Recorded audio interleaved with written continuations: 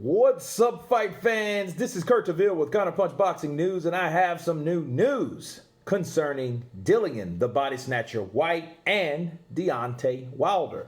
You know, these guys have been high ranks in the WBC, won the former WBC heavyweight champion and the interim silver WBC champion, Dillian Whyte. And of course, you know, Dillian Whyte was always regarded as 4 or 5, okay, or 6 or whatever, the top 5, never the top 3. Well, things change, right? Dillian Whyte has snatched the third and final podium spot ahead of American veteran Deontay Wilder. Whyte's only career defeat came by the hands of Joshua back in 2015, leaving him with a record of 27-1. The body snatcher has been, of course, the WBC mandatory for 1,000 days, but is yet to get his shot at the title. Wilder has it all to prove when he comes up against Fury for the third and final time in December. The first bout ended in a draw, of course, we know that, but then he was beat. However, let's look at this ranking, okay? Who is behind Deontay Wilder? Luis Ortiz, okay? So we're going to stop at the top 5. I'm not going to go do the whole 10, okay? Because the top 5 is what's important right now, okay? Dillian Whyte and Deontay Wilder, they're on both opposite sides of the pond. You know, they've had words, they've exchanged words about each other. I don't think they've ever met in real life, honestly. And if they did, I never saw it, or no one has any footage of it. But Dillian Whyte and Deontay Wilder, they hopefully, because of certain things like that that's becoming visible to the eye, can, regardless of what happens in the third fight, can hopefully get a fight with Dillian Whyte. But you know something? Dillian Whyte is top 3 in the Ring magazine because now Deontay Wilder has received a loss, just like him. Okay, Wilder's 42-1, Dillian Whyte's 27-1. Okay, so none of them are champions. In fact, Dillian Whyte is actually over Deontay Wilder. His resume's better. Deontay Wilder did a redo. He did a rematch attempt, right? And basically it's with Ortiz and with Fury. Okay, so that's 3 out of the 10 title defenses right there. Ortiz, Fury, and then the attempt against Fury, but he lost. So that's 3. Okay, and then you have Bermane Stiverne twice. So basically 3 different guys, you fought them twice. Okay, so it really doesn't help your resume by beating the same guy twice. The only difference with Fury, he never officially beat Fury.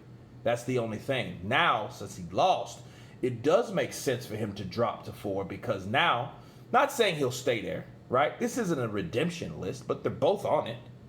My redemption list, my personal one, but the top 10 rankings of heavyweight fighters, Dillian Whyte hasn't lost since 2015, so he ain't lost in 5 years.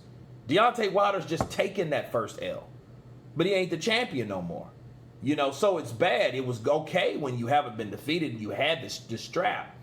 Because then, you know, but then if you haven't fought those top 2 guys, you've only fought one and you got beat by that one top 3 guy, right? Where do you become? You become where he either was or you drop down where the other person was behind you. And that was Dillian Whyte, right? 3 or 4, he was 4 or 5, right? Now he's 3 because you lost. It makes sense. Dillian Whyte's been grinding, Rivas and Chisora twice, and, who else? Lucas Brown, Joseph Parker, right? These guys were either ex-champs, now he's fighting Povetkin, which I'm not really concerned about or, blown away about, but, it's just showing his resume compared to someone like Wilder. His first true step up was Luis Ortiz, okay? And then you beat him again, okay, you did the same thing twice. You draw with Fury, you beat Dominic Breazeale, but then Dominic Breazeale who was he though? He didn't have a better resume than Dillian Whyte. Now, had that been Dillian Whyte, that would have been a different story, but it wasn't. Okay, so Dominic Breazeale was knocked out in the first round, went viral, but that wasn't enough because when it really mattered with the top guy, right? You fought. Not the guy you already beat. I mean, the top guy. Fury or Joshua.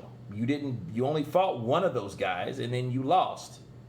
So it only makes sense, again, for him to drop down. However, if Deontay Wilder can upset Tyson Fury in the third fight, maybe, just maybe, we may see a Dillian Whyte and a Deontay Wilder fight. And guess what? Wilder wouldn't have anywhere to hide because he doesn't have any huge fight promotions no more. He has to abide by the WBC because it's under the microscope now. Okay, the WBC has finally put their foot down in grounds of Dillian Whyte. But what's happening with Dillian Whyte? He's being overshadowed by a bigger fight that could possibly happen. And the only person, again, that could stop that from happening is Deontay Wilder.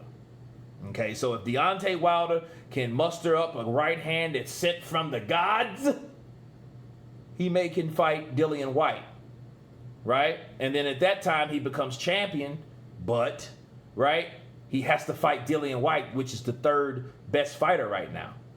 So the heavyweight division is getting very interesting, and I'm glad to see stuff like this because what people couldn't see of yesteryear, they can easily see now when things start to pan out and people start to lose, okay? But anyway, you guys tell me what you think about Dillian Whyte being trumping Deontay Wilder for the top 3 ranking. Of course, please subscribe, and you guys been Counterpunch. Peace.